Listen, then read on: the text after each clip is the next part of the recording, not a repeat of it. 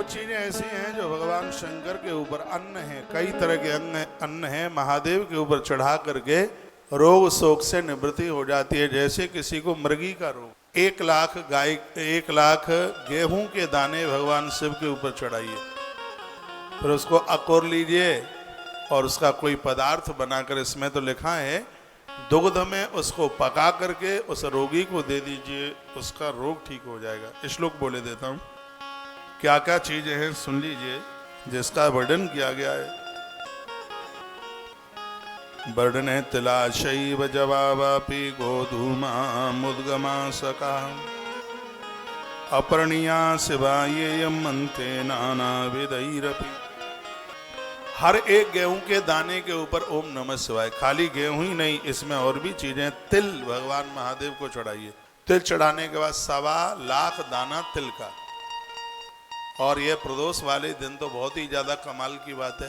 अब आप कहोगे एक एक दाना गिनेंगे कैसे? 100 ग्राम तोल लीजिए और 100 ग्राम में कितने दाने हैं वो देख लीजिए। 100 ग्राम कितना दाना बैठता है, तो उसमें 1,00,000 के हिसाब से उसको जोड़ लीजिएगा।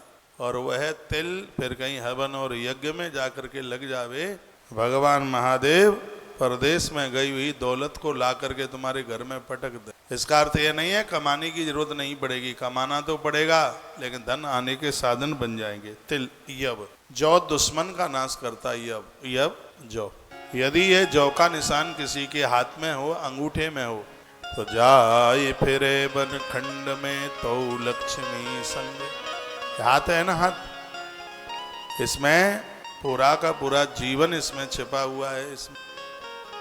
इसमें ये बुध पर्वत है, ये सूर्य पर्वत है, ये शनि पर्वत है, ये गुरु पर्वत है। जिनका गुरु मेहरबान तो पट्ठा पहलवान, गुरु की कृपा होती है तो ये उभरा हुआ होता है। जैसे मेरा निकला हुआ है बाहर, गुरु जी की कृपा है ना, इसलिए ये बाहर निकला हुआ है। ये शुक्र पर्वत है, यहाँ जौ का निशान होता है। जिसके अंगूठे में ये जौ का निशान होता है, संपदा कभी उसका संग नहीं छोड़ती। तो बड़ी महिमा है इन सब चीजों की। देखिए, यव जौ दुश्मन का नाश करती।